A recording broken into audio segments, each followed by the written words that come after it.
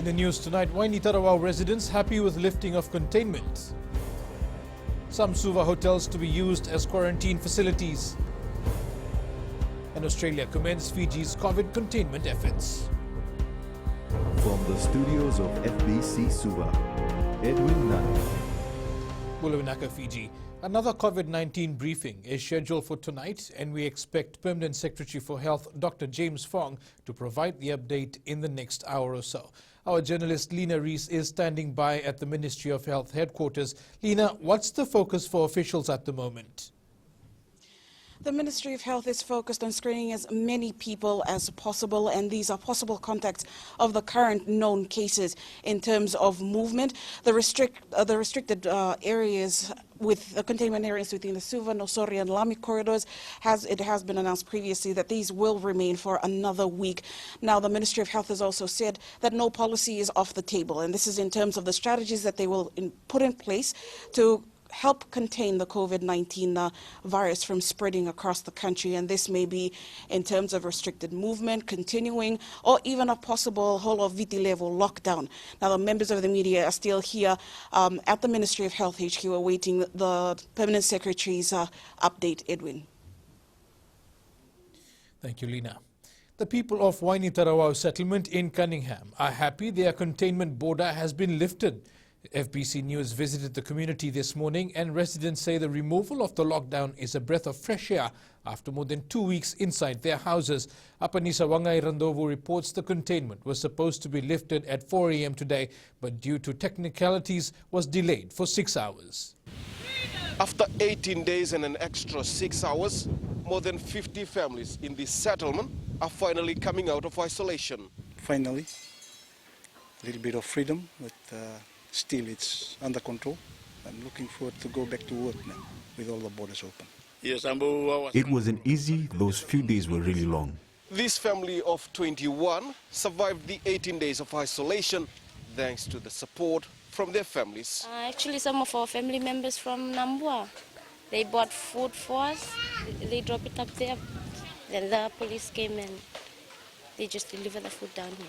Kashiteba says the restriction has allowed them to spend quality time with family, at the same time protecting them from being exposed to the virus. A bit boring, but I think we managed to stay together. But it was really good. We have a good family time. Students of Andi Maupa Secondary School all the way from Lau have also been stuck here since this place became a containment area over 3 weeks ago. Today they will be released to their relatives. Apinisongardovu, FBC News. Australia has joined New Zealand in commending Fiji for its handling of the second wave of the COVID-19 outbreak. The Australian government has already provided 10,000 doses of the AstraZeneca vaccine and 2,000 kilograms of personal protective equipment and is ready to provide further assistance under the Vuvale partnership. Ritika Pratap spoke with Australia's Minister for the Pacific. The quick, stringent measures implemented by the Fijian health authorities has been hailed. And obviously, we're mindful of how well Fiji has handled the COVID situation through border closures and other measures, keeping it under control, obviously having no cases for a long time, and we're mindful of the current challenges. The first batch of the AstraZeneca vaccine came last week, and Zed Sezelja says discussions are ongoing on how they can roll out more support. We've made a commitment to ensure that we help to deliver full coverage to Fiji and other Pacific family, in part through multilaterals like COVAX, but also in direct assistance. He adds they are on standby to accommodate any requests that will be made by Fiji. Yes, we certainly are very open to specific requests from the Fijian government. So whether it's direct supply of doses, whether it's helping to fund the procurement of doses, whether it is medical supplies, whether it is technical assistance. The minister stresses that it is during these difficult times that the Vuvale partnership between Fiji and Australia comes to the fore, as the two countries work together to find solutions. Ritika Pratap, FBC News. Fijians should avoid touching their face and learn to wash and sanitize their hands after touching surfaces such as automated teller machines. Dr. Ravi Naidu, a physician with special interest in infectious diseases at the CWM hospital in Suva, says there's been a lot of talk around fomites and how it can contribute to the spread of COVID-19. Kelly Vadala reports. The COVID virus can actively infect a person through the nose or mouth. That means surfaces where the virus can dwell. So when you touch something and you touch your face, then you can have the virus. Fijians say adherence to safety measures from health authorities is crucial. I think they should wipe it after every person is using it. We should not stand next to each other as well or crowd up here. I think sanitizers should be made available. In some countries, people have resorted to using other means to avoid pressing the buttons of an ATM machine. They use like key or pens to press the buttons. We have cleaners full-time sanitizing and wiping our ATMs, our branches, our teller areas. The health ministry is advising Fijians to practice social distancing while waiting in line, wear a mask and frequently sanitize their hands to prevent themselves from contracting the virus. Kelly Vatala, FBC News. The Fiji Hotel and Tourism Association is working with the Health Ministry to ensure Fiji is COVID contained while generating economic activities, saying profit is not the priority for hoteliers in the capital. Hotels in Suva will be used as quarantine facilities, and while this will provide the much needed boost for workers, the industry says it will be enough to cover operational costs. Kritika Kumar reports. The association says hotels will be providing accommodation at a low cost as they are aware of the pressure on the health ministry. These are rates that is affordable to the ministry so that they can keep their quarantine people in. To increase quarantine quality and capacity, we will be using several of Suva's hotels and motels as quarantine centers for primary contacts of new cases.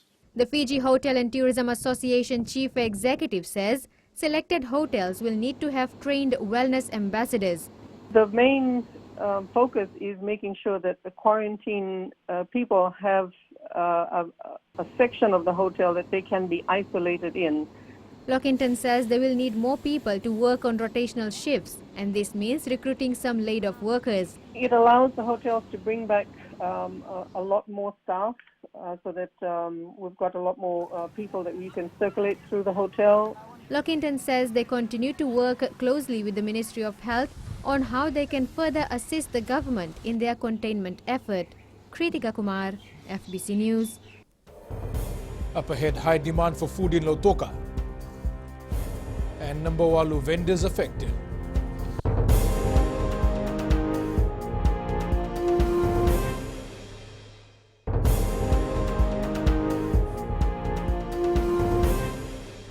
Welcome back. Food vendors at the Nambawalu market in Vanua Levu are experiencing one of the biggest plunges in business. Eleanor Turangaivu reports this is due to inter-island travel being held up for the third straight week. The suspension of shipping services has seen little to no customers for these women selling cooked meals at the Nambawalu market.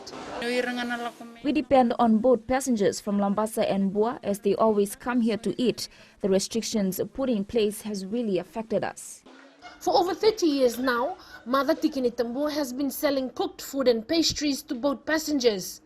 This is the first time she has experienced very low sales. For the first time in my 30+ years of selling here, I took home only $28 last week.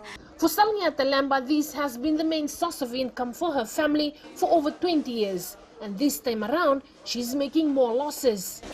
We used to prepare 20 serves in a day. Now we bring 5 or 6 serves, and most times we go back home with these serves. We buy the fish that we sell here when no one buys, and that's a huge loss. Pre-COVID, 18 women would sell from the market on a daily basis. Now only several come in a day to try and earn some cash. I have probably been here the longest, and I've seen that nothing has affected us so badly before like this pandemic. Like other vendors, the women feel that the COVID-19 protocol should be adhered to, so everything, including their business, can return to normal soon. Eleanor Turangaivu, FBC News. Demand for food is high among residents in Lautoka. The Fiji Council of Social Services Lautoka office says many residents were forced out of employment during the recent COVID-19 outbreak. Christiana Uluwai reports. It is a crisis within a crisis for residents living in Lautoka trying to ensure that there is food on the table during this containment period. Safety so far has been verified, and I tell you, in my list right now, it's almost 100. Rokotambwe Valu says that many of those affected pay rent and have vulnerable members within their households.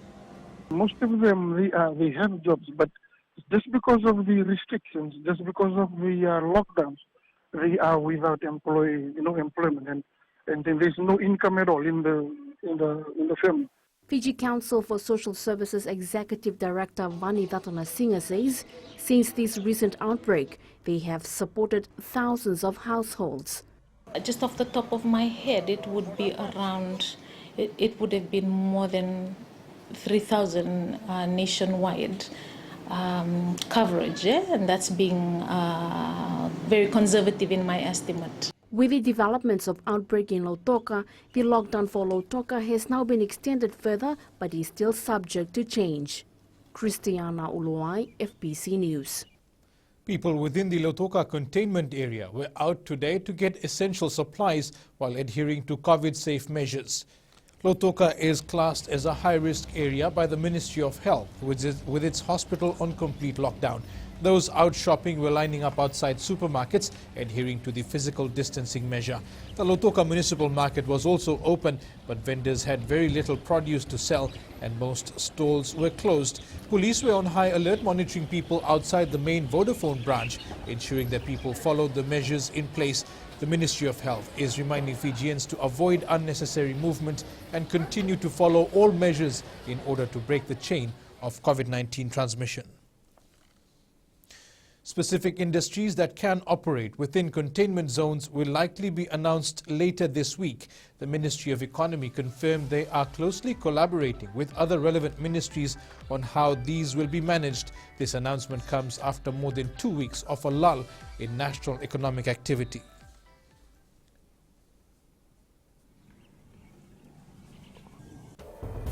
Still to come, world leaders weigh in on COVID-19 vaccine waiver.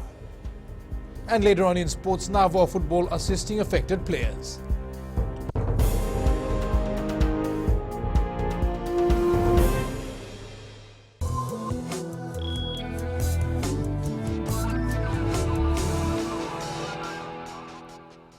The second wave of COVID-19 has brought about a huge demand for hygiene and sanitary products. Despite the pandemic hindering the operations of many businesses, it has kept Fiji Chemicals busy as they work to meet local demand. Formerly based in the Western Division, the hygiene company moved operations to Suva following the first wave of COVID-19 last year, and taking care of each other is a way the company believes will help Fiji through this pandemic. Fiji Chemicals Managing Director Darren Fisher says this time around, with stricter COVID-19 safety measures, they are working to ensure Fijians have adequate supply of hygiene products to help keep their families safe. Fisher adds that collaboration and the spirit of Velomani is helping keep a lot of local businesses afloat in this trying time.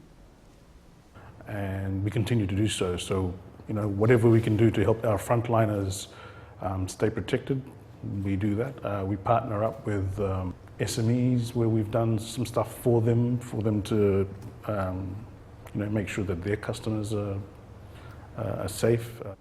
Around $3.3 million has been paid out to over 36,000 people in the Lautoka and Nandi containment areas under the government's COVID-19 assistance. Acting Permanent Secretary for Economy Shiri Gandar says they will start processing the applications from Lami, Suva, Nasinu and Nosori areas this evening. The application for people living in Lami, Suva, Nasinu and Nosori containment areas opened yesterday. The government is giving affected Fijians $90 as grocery payment.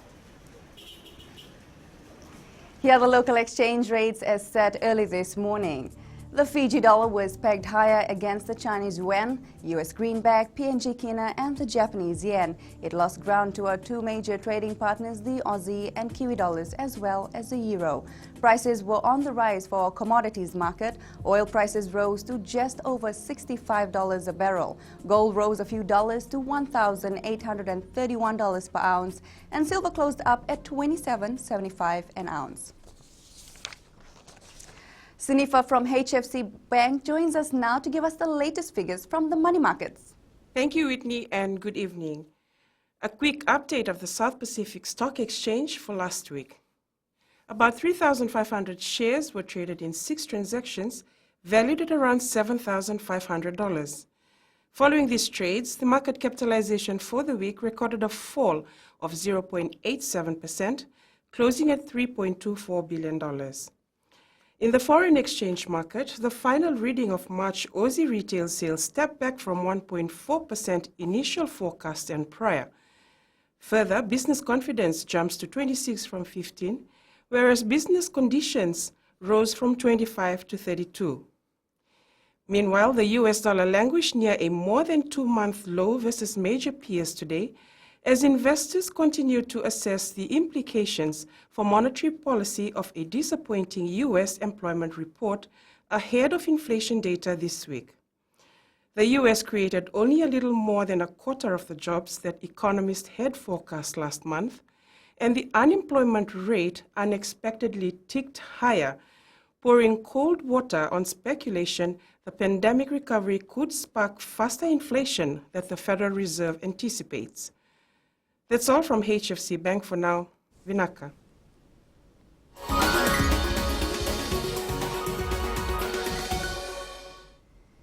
The Australian government has committed an initial $75,000 to assist the Republic of Fiji military forces to fight the COVID-19 in the country. The RFMF task force will be given this assistance from the Australian Defence Force at Defence Australia. Australia provided similar support last year during Fiji's first COVID outbreak and tropical cyclone Harold. The Australian says while they wish it was under better circumstances, they are pleased to be able to support those on Fiji's frontline however they can.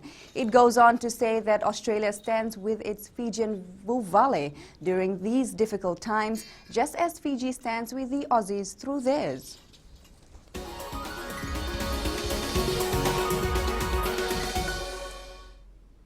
That is the latest from my end, but coming up after the break, fight against climate change continues. Stay with us.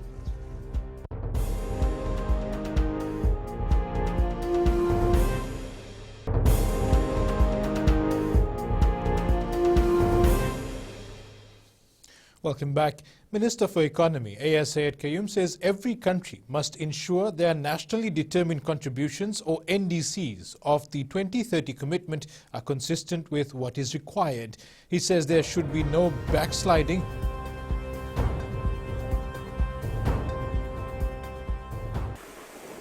He says there should be no backsliding, shortfalls or deferrals. Sayed Qayyum says the next 10 years will define the next 100 years. The minister says large emitting countries, including USA, should now commit to 2050 net zero emissions, and the developed Oceania countries should also set bold decarbonization targets. Fiji, of course, thanks the United States for rejoining the Paris Agreement with greater decarbonization commitments. And in fact, your leadership in global affairs, of course, define history in many other instances, and we hope that it will put to work to solve the existential threat of climate change.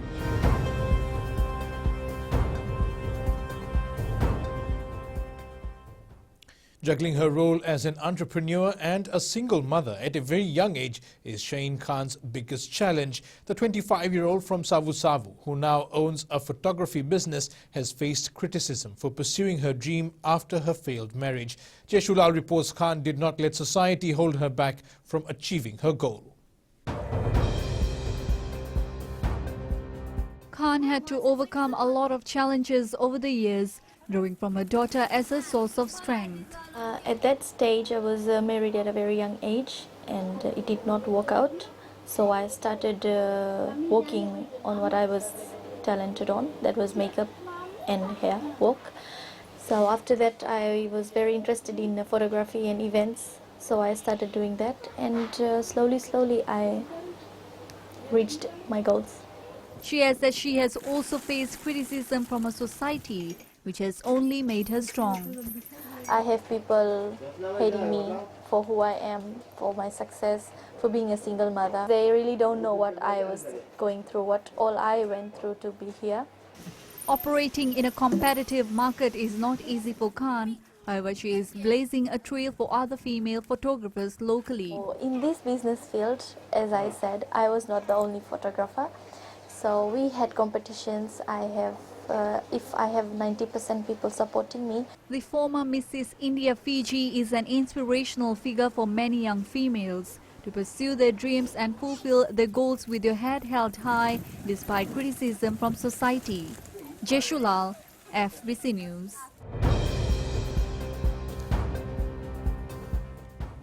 And tonight, FBC News speaks with Australia's Minister for International Development and the Pacific, Zed Cecilia, on the assistance on offer for Fiji under the Vuvale Partnership. We're very much appreciative of Australia's help under the Vuvale Partnership. We've received 10,000 doses of the vaccine and other PPEs. What is Australia's plan in helping Fiji in the future?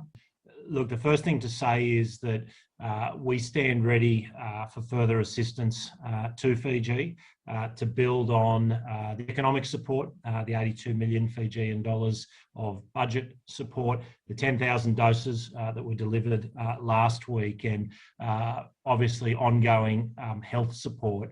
We are very keen to explore with Fiji how we can roll out more vaccine support and other health and economic support. How soon can we expect the next batch of supplies from Australia? Well, I think that there'll be ongoing discussions between the Australian and Fiji governments on that. We're very conscious of the particular circumstances in Fiji at the moment. Obviously, we're mindful of how well Fiji has handled the COVID situation through border closures and other measures, keeping it under control. But in future, if the crisis does get more severe, is Australia looking at sending its personnel over? Well, we're certainly open to those type of requests. So obviously in recent times, whether it's in response to cyclones or in response to COVID, we have sent personnel over. Yes, we certainly are very open to specific requests. And let's join Jamie now for tonight's sports report. Thanks and good evening. Coming up in sports, there's still hope for Team Fiji. And young Silktail soars to new heights. This and more after the break.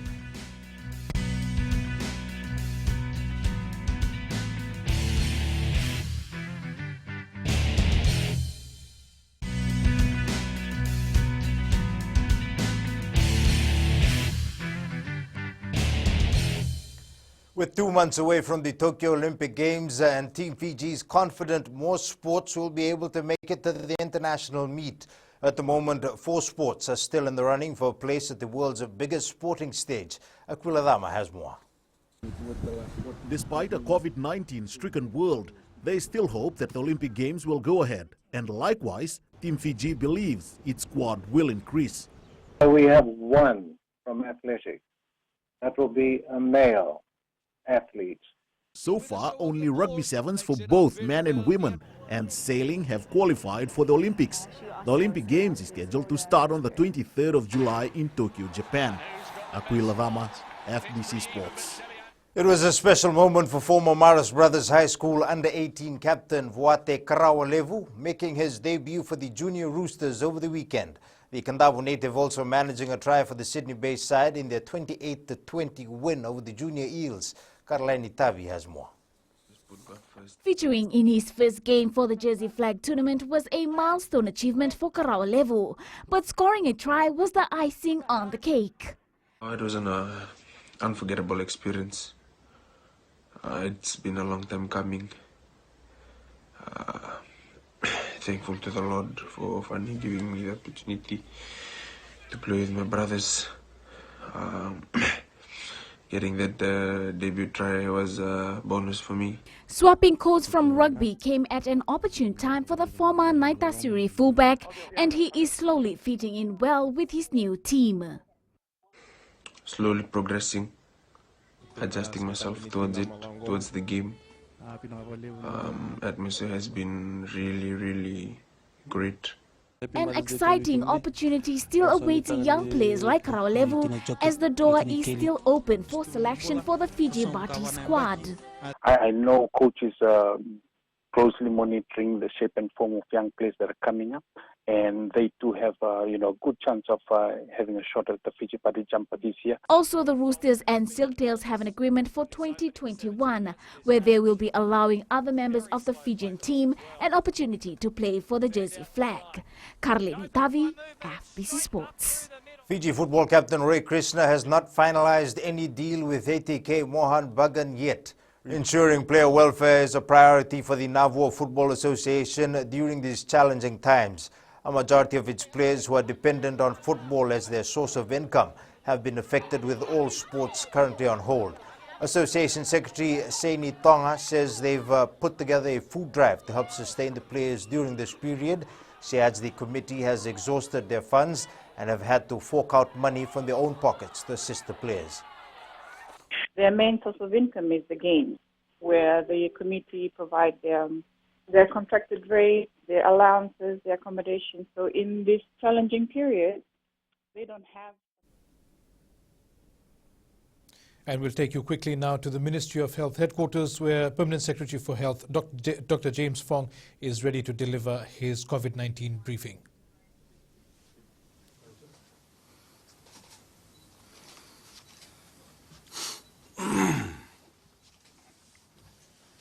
Bulbinaka Fiji, I trust that we all had a restful weekend and that we were able to appreciate our mothers, whether it be in person or from a distance. Today, after 1,380 tests, we have one new case to announce. The new case is a woman from Kalokalo, Makoi, who presented to Makoi Health Center today with COVID symptoms. She was tested today and turned positive. At this very early stage in the investigation, we know link has been established between this case and others. We are treating this as another case of community transmission until proven otherwise. The contact tracing, testing, and isolation protocols are currently activated regarding this case, and Makoi Center is currently closed for now. Due to the steadily rising number of cases across Viti Levu, the borders of all the 6 containment areas, Lautoka, Nandi, Rakiraki, Lami, Suva, and Nosori, are being maintained. The confirmation of cases of unknown origin in particular indicates the virus could still be present in all 6 areas.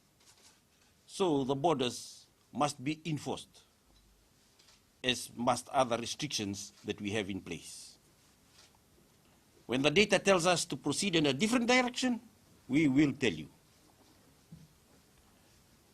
My teams and I sit down every day to go over how we are managing this nation's COVID containment strategy. I encourage every household and community to spend at least 1 day per week reviewing how your group or bubble is managing the risk of this outbreak. You need to take some time to talk through the schedules and the routines of the people who share your bubbles with you. Talk with your children about how the virus can be spread. Sometimes telling people what to do isn't enough. We have to explain how our measures work and why it's important that we adhere to them. For the benefit of hundreds and thousands of Fijians who hear these announcements, I have explained how the virus travels and what is proven to stop its spread. We publish these announcements in the vernacular languages as well. I am asking those who do tune in for these announcements to help spread the message faster than the virus spreads. You do not need a medical degree to understand why it is important to wear masks or to wash your hands. If you can turn your phone on, you can install a Care Fiji and keep the Bluetooth turned on. It's very simple. And the difference between a crowded shop and the safety of your own home should be obvious to everyone. Movement across Viti Levu is currently restricted for essential purposes only. The purpose of limiting movement is to limit mixing between people. We are dealing with a highly transmissible variant and several unknown chains of transmission. So we want people to operate in bubbles, stay in bubbles as much as possible. If the virus stays with one person and that person does not mix with other people, the virus eventually dies because it has no new host to go to. Our next steps are being informed by the best available science.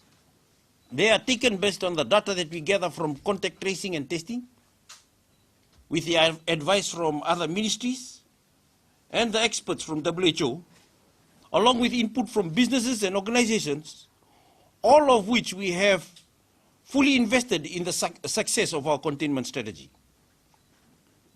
From an epidemiological standpoint, from an economic standpoint, and from an employment standpoint, we are considering all angles in this wide-reaching crisis. You'll remember that the last lockdown we implemented was limited to Suva and Nosori. And it was done for the purpose of contact tracing. It came into effect suddenly so that those contacts could be located. And it worked. We found everyone we needed to find, and it ended quickly. Now, a more sustained lockdown, however, will require a greater strategic approach. At this point in time, I just want to explain something. In the last lockdown that we had, it was 56 hours. The objective was to locate and contain a specific group of people. It is different from the kind of lockdown that is required to stop the virus. To remove the virus, to go for viral elimination, you have to go for a longer period of time. It's a different type of lockdown. So with a full year of experience behind us, we have a much greater understanding of the virus and a range of tools to use to fight it, including stronger testing capacity and the Care Fiji app. We can be targeted in our approach, so that if we do lock down an area or even the whole of Viti Levu, we do not place undue hardship on people and businesses. In other words, future lockdowns, should they be needed, will be targeted and active. They will be targeted because the lockdown area will be defined as narrowly as possible, and they will be active because we will endeavor to permit the broadest range of movement and economic activity if possible in bubbles that mitigate widespread transmission of the virus. We want essential services to continue, and we want as many people as possible to go to their jobs and open their business. We cannot expect our economy to recover if we shut down entire industries for weeks on end. Some of these jobs, particularly in manufacturing, may never come back. As such, businesses, organizations, communities, and individuals are all in this campaign together. All of us are only as strong as our weakest link. Adherence to our COVID-safe measures everywhere in Fiji, at every level of society, is the only sustainable way to manage the crisis. Whatever step we take, whether this is legally mandating mask wearing, or the use of the Care Fiji app, or even reintroducing a 24-hour curfew, our success will ultimately come down to the diligence and the vigilance of the public. Many people are making adjustments to keep themselves and their loved ones safe. We see you and we appreciate you. But too many of us are still pretending as if there is no threat in our midst. As if the world is still the way it had been more than 1 year ago, before the coronavirus spread across from country to country like wildfire. This pandemic has changed societies in a long-lasting way. It has changed the way people interact. It's changed the way people do business, and Fiji must change with the world. I want to address some confusion about the purpose of the Fiji Emergency Medical Assistance Team, or FIMET, field hospital.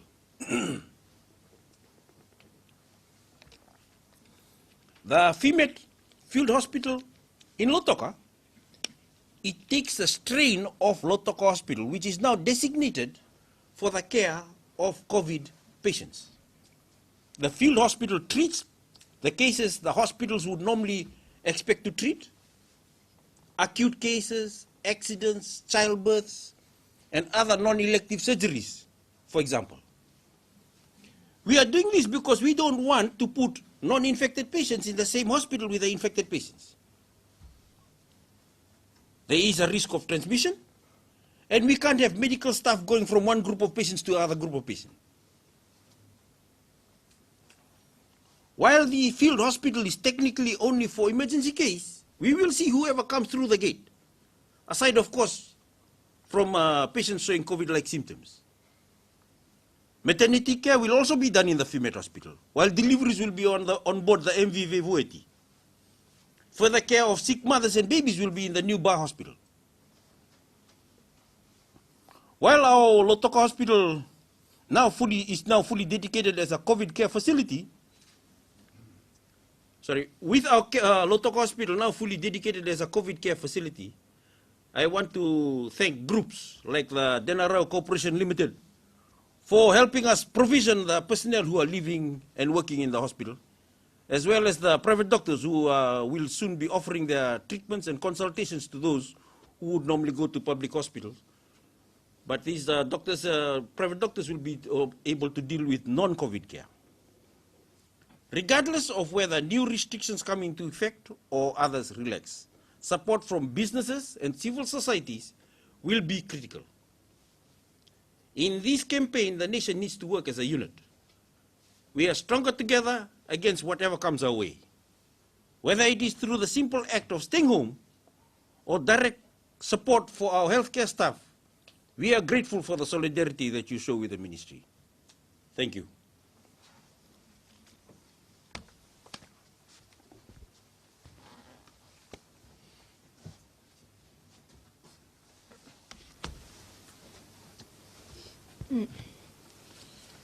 Good evening. As announced by the Permanent Secretary just now, we have one new case to report.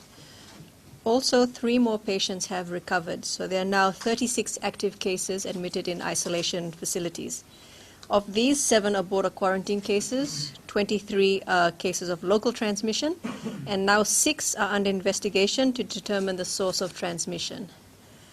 Of these, the recently deceased case, which was our 3rd COVID-19 death, and a recently recovered case are also still under investigation to determine the source of transmission. Cases under investigation are still considered as community transmission until proven otherwise.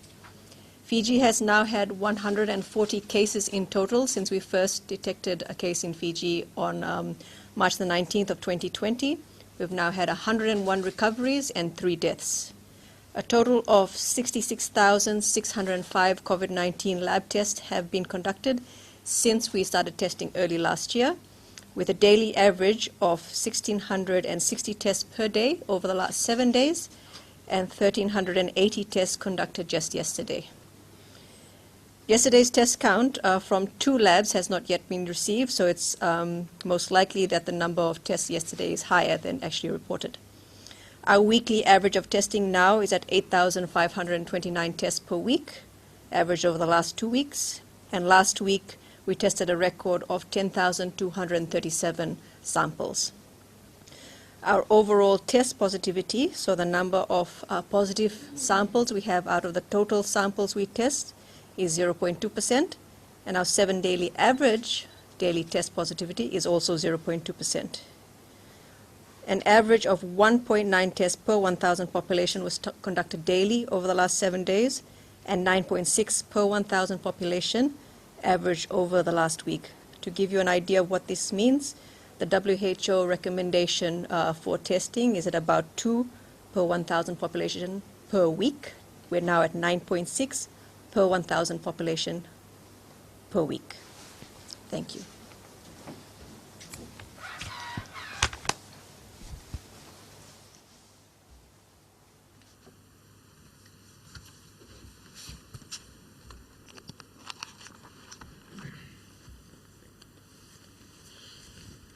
Good evening.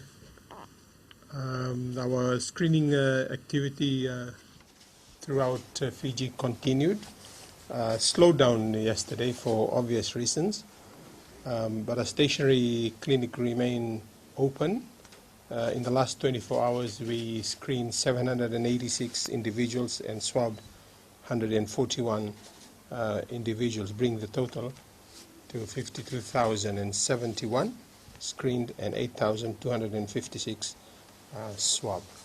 The mobile community screening also slowed down yesterday, and we a total of 1,796 individuals were screened yesterday. Our community isolation facility remained open, and yesterday we had 53. In the last 24 hours, we had 53 individuals located in 3 community isolation facilities in the last 24 hours. As stated earlier by PS, while the Kamikamida Health Center remains closed, the FEMAT Field Hospital is now fully operational, with patients admitted and surgical operations undertaken in the last 24 hours at the hospital.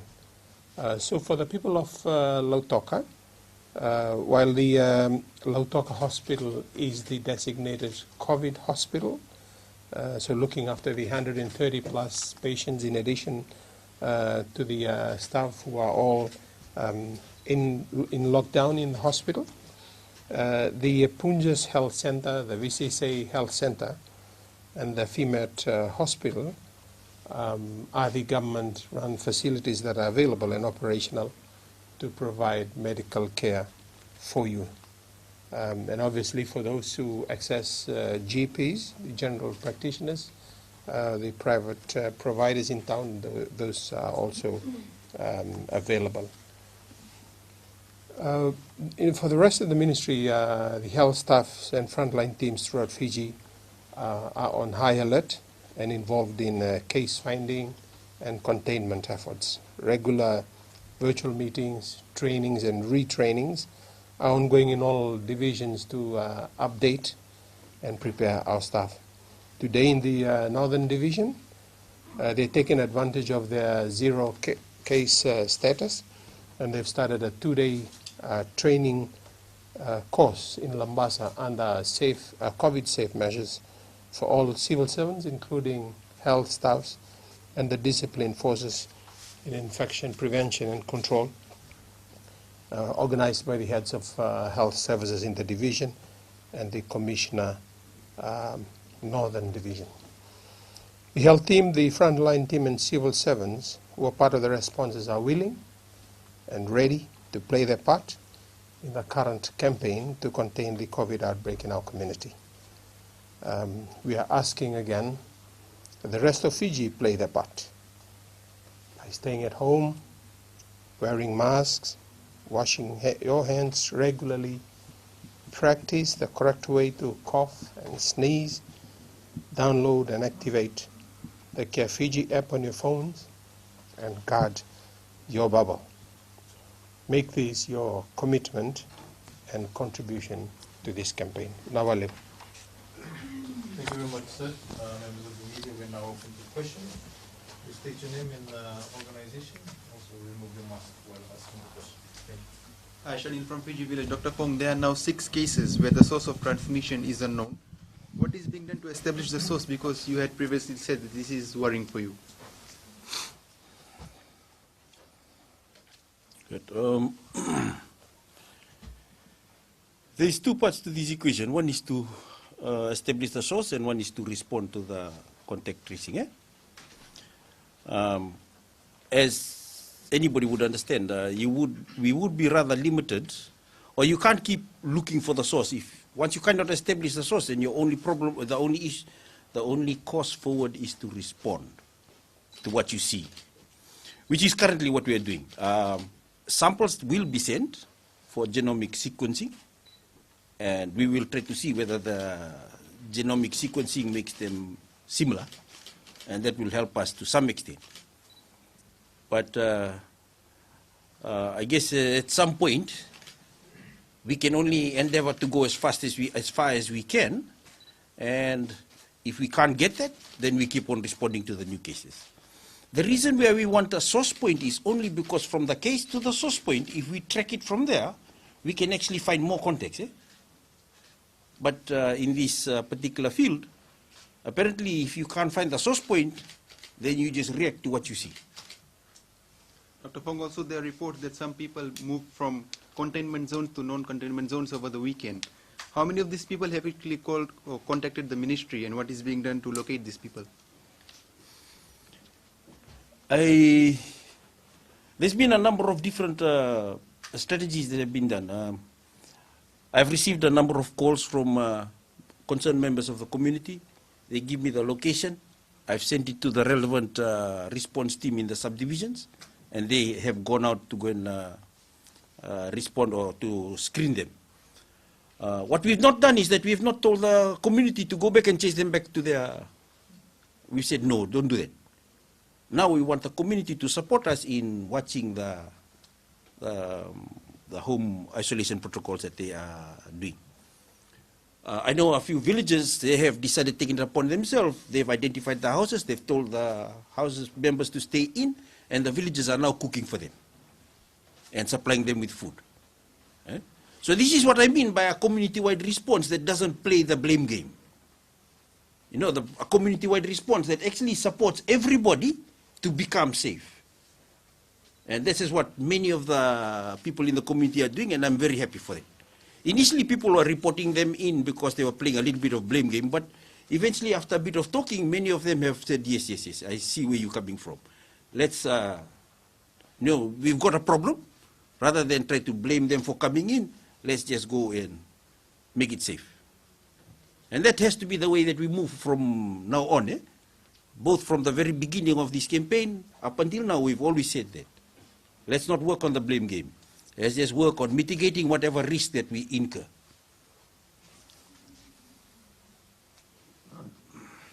Molavina Galina Rees from FBC News. Dr. Fong, very quickly, just on that previous question, the border breach and the confusion over the weekend when movement between containment areas was permitted.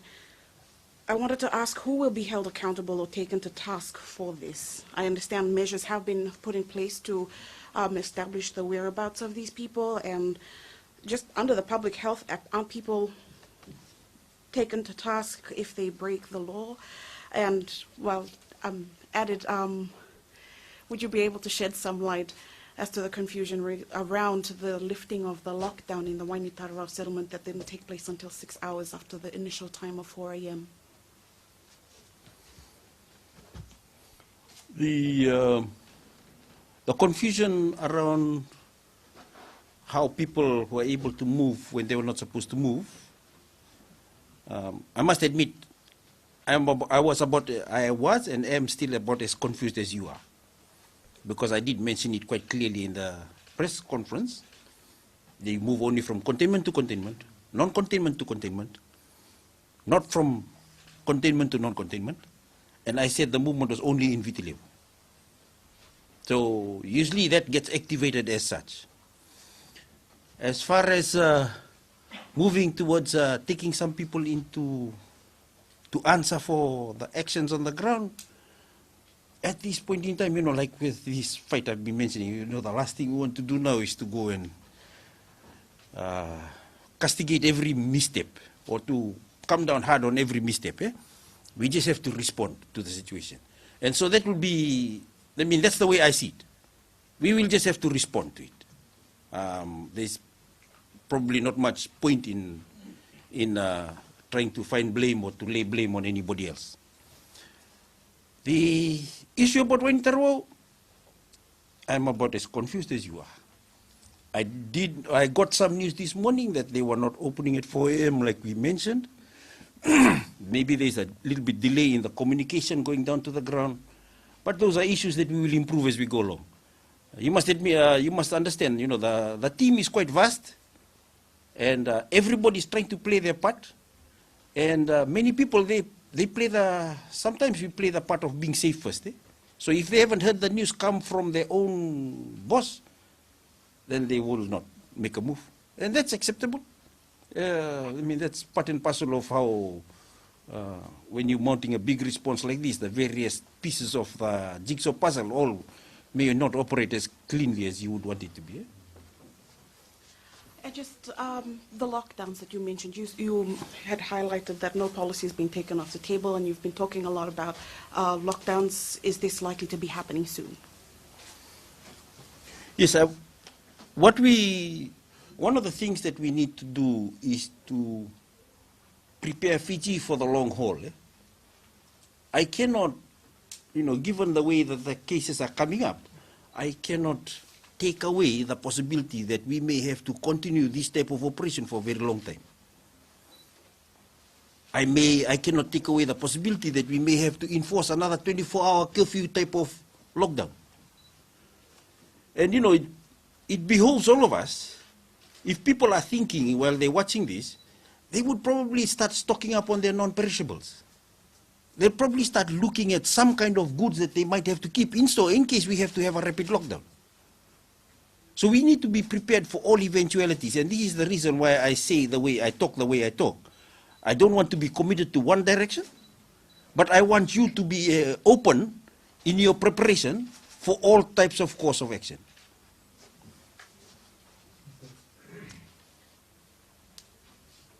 So, Litya Vava from Fiji Times. We just give an update on the local cases, and that is on whether it's from the same B1617 variant, and also on the 6 you mentioned. The source is yet to be identified. Does the ministry have a working hypothesis on where they might have got it from? As I mentioned, we sent off those specimens to Melbourne. The specimens it's not like you send it off and they get back quickly soon after. It's not a very quick process because the whole process of genomic sequencing is never fast. So I guess as I mentioned, we're reaching at the point now where the sequence is not as important as the way we are going to respond. And we are responding as if they are community transmissions, because that's the safest way to respond. If we do get the sequence, and if the sequencing or if the evolution of the infection is tracked adequately from its source, and we find other areas that we can work with that can allow us to narrow down our response, we will do that. But science, unfortunately, there is a limit to science. There's a limit to science. Science will not tell us every single detail about how the virus moves. So what we can do, the best we can do is we try and get as much history as we got. We look at the genomic sequencing and some of the testing data. And once we reach a certain point, we'll say, okay, that's it. Let's just concentrate on this information as being enough, and let's respond. And that's basically what's happening at the moment. But Dr. Fong, for the current cases that we have, is it all from the same? Again, I haven't got that information yet. I haven't got all that information. The genomic sequencing does not happen fast. It takes a while. And as the more the cases we have, the longer it will take for us going to get a return in our results. So just my next question, this is regarding mothers who are at the Lautoka hospital right now, in terms of the safety measures that the ministry has in place for them. I think I need to be clear about one thing. I think the perception that Lautoka Hospital is a cesspool of active infection is the wrong perception. See? In a way, Lautoka Hospital right now is probably the safest place to be. The reason being, they run tests. They test 400 people. They turn over the test every 4 or 5 days. They test everybody in the Lautoka Hospital. Then they come back again. They test again. And they test, and they actively separate all the positives from the negatives. So whether they're symptomatic or not, you still get tested. So it's very unlikely that when you're positive, you'll be infectious. And then you get separated so early that, you get a pure pool of positive people and a pure pool of negative people. So at the current time, you know, we can't do that type of measure in the community. I can't go through whole of Lautoka testing, everybody go this side and then test this, but more than 300,000 people, if I'm right. That will never be able to happen. So, in terms of the safety of those living in Lautoka from COVID-19, in my own opinion, if you look at it from that angle, they're probably much safer than everybody else around Lautoka. Because we know where the virus is in the Lautoka hospital group. They have been adequately separated, made sure that they are non-infectious. The PPE protocols are much harder in that known group of positives versus negatives than in the community. So, I mean, that's the way they function in Lautoka, and I think that people should not be they should not perceive Lautoka Hospital as being a dangerous place to be. We have enough protocols in place to make sure that it is safe. And there is currently, as I said, the biggest thing that makes Lautoka Hospital safe at the moment is the fact that they're running tests back and forth on all 400.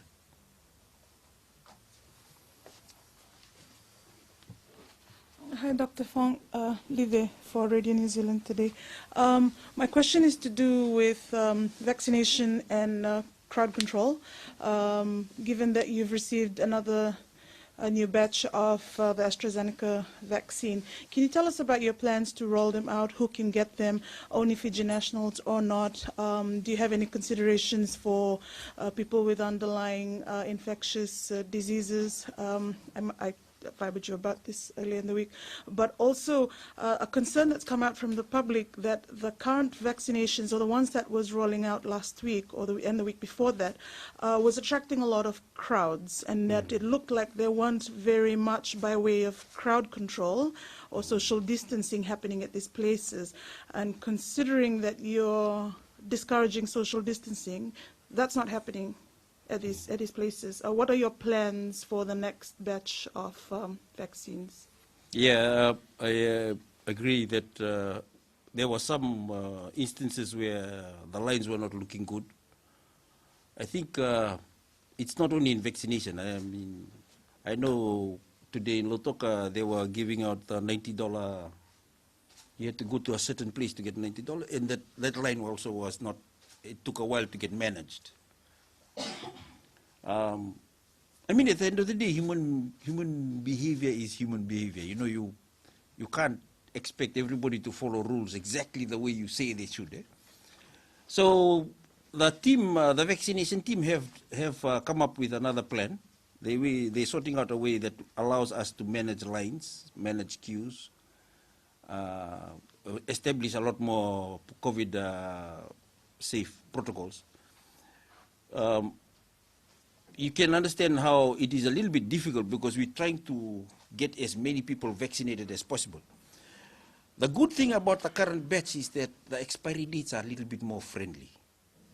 It allows us to spread ourselves a little bit more in terms of deploying these vaccines. So we're not in a huge rush. So we can actually start targeting people a little bit more specifically. Prior to this, the expiry dates were just a little bit too close, so we had to move it fast. So that was part of the reason why you saw the lines that you saw. But I think we have a better opportunity now to manage because the expiry dates are a bit longer. Are they open to everyone? Can everyone in the country above the age Everyone of 18 in the get it? country above the age of 18, absolutely. We just need to get them registered. And if you cannot be registered online, there is the option of face-to-face registration, where somebody holds a tablet and puts you into a certain category of group of people that are pending registration. We inject you first, and then we'll get you into the proper list for registration. Bula Merioni from Fiji One. My question is for Dr. Chemesa. Sir, how many patients are being catered for by the FEMAD Field Hospital? And considering there are cases being detected at the health centers, what actions or steps are being taken to avoid any outbreak or cases at the field hospital? Thank you. So the team have, the hospital has a triage place where anyone who comes in gets triage and assessed, and their COVID status is determined, whether they are possible COVID or otherwise. And from there, they are directed whether they go into the FEMAT hospital or they go to other services that are provided. The FEMAT hospital operated fully, today. In the last 24 hours, when I called this morning, they had completed an operation on an individual, and there was also one inpatient at the hospital. But throughout today, they've continued to see patients, admit patients, and as well as undertake operations. Dr. Chimesa, can you also talk about the individuals going out to do screenings? Are they going back home, and how do you ensure that they are safe? So, are these from the FEMAT hospital? An overall screening process.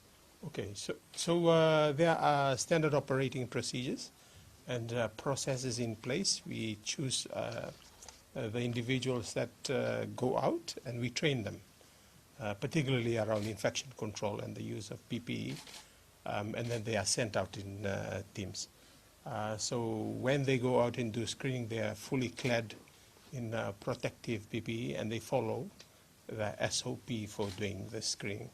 So it's not only the clinical bit where they actually talk to the person and take the temperature, but another big part is recording and making sure that we have our records up to date. So far, we have not received any reports, any issues with the screening team.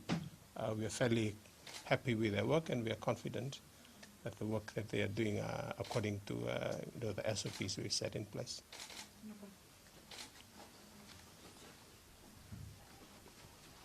Sorry, Dr. Fong. So my question is around case 135.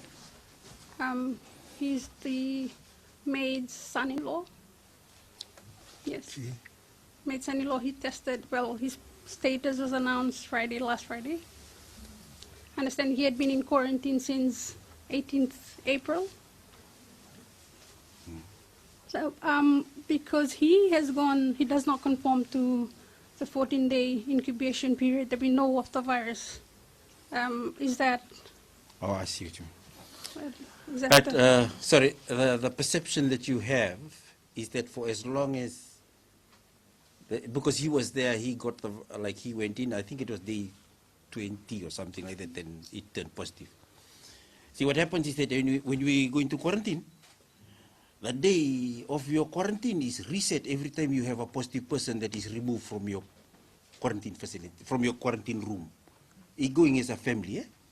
So in that family, every time somebody was positive and had to be moved away, it became day one again for that family. So I think in that family there was about 2 or 3 positives in that family, and every time we had to move them away, it turned back again to day one. So in actual fact, this person got positive within the 14 days, but it's within 14 days of the last case that left the room. But I can understand what you mean. From the public's perception, they can say, hey, that looked like it took a long time for him to get positive. No, I say we're not counting quarantine days. By definition, a quarantine day is always counted from the last day of your exposure.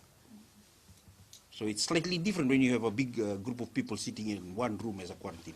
That's why it's nicer when you just have only one person per room.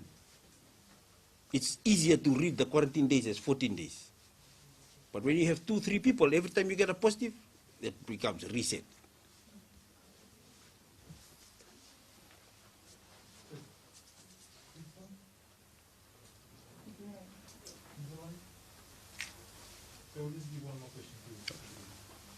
Dr. Fong, you have to make a tough call here. How do you balance economic hardship and increasing community cases, as it may delay recovery and everyone may suffer for a longer period of time? Can you please elaborate on that? Yes, there is a consultative process that I'm going through. Okay, there is a very strong consultative process that we are going through to mediate that difficult path that you're talking about. One thing I do know, if we call for a lockdown, a severe lockdown that goes for, say, 14 days or 21 days, the public will expect that severe lockdown must work. There's no chance that it cannot work. Because of the suffering that they will endure, they say, okay, it must work. Now, in order for me to make it 100% work, everybody in their house has to keep still. Walk around your yard only. Okay. The problem is, if people start to get desperate, they want water, they want food, the electricity finished, the water, rain come down and the roof, big leak, then there are leakages. And that means that 21 days will be spent for nothing. It is because of that particular problem that any effort to consider or to talk about a lockdown has to be a fully coordinated effort with a whole of government response. Right down to the detail where we should have one person to be on standby, maybe if somebody's roof leaks, this person run quickly and go and fix it. It has to be that type of detail.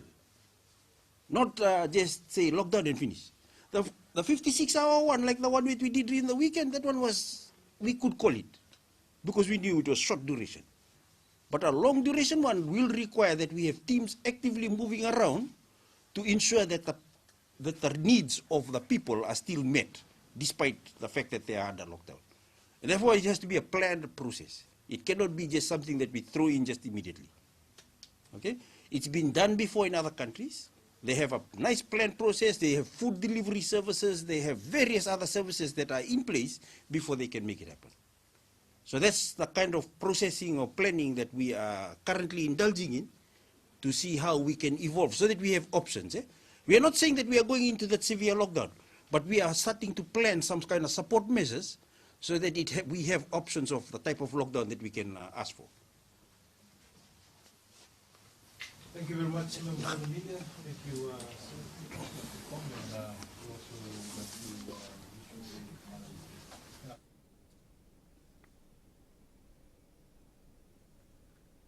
And just quickly recapping the main points announced this evening, there is one new case of COVID-19 as of tonight.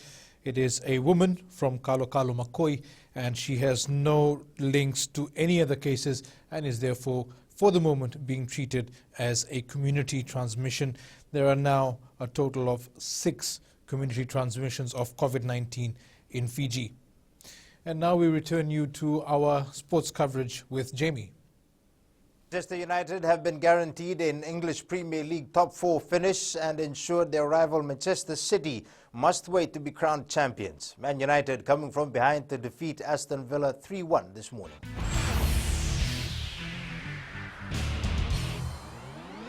That's it from sports tonight, but coming up in Weird and Wonderful, some interesting facts about Queen Elizabeth's royal family yacht. Listen more after the break.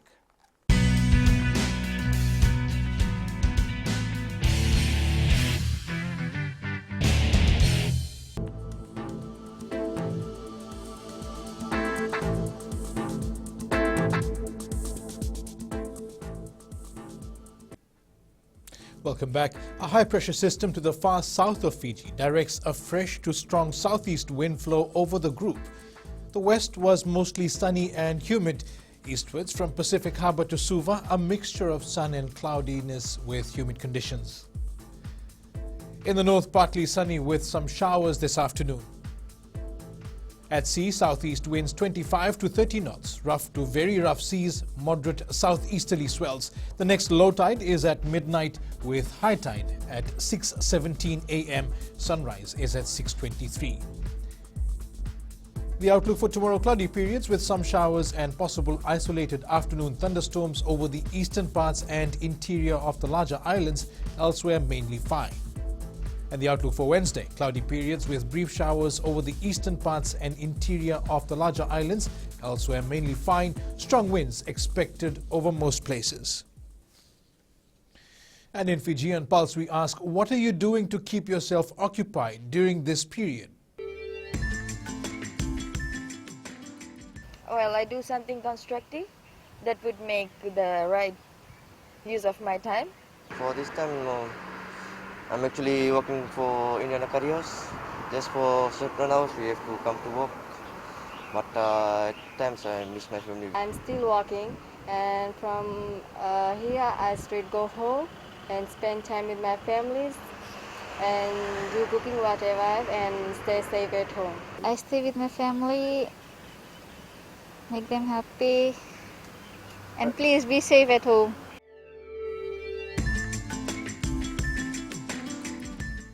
And recapping our main stories, one new case of COVID-19 confirmed with no links, treated as community transmission.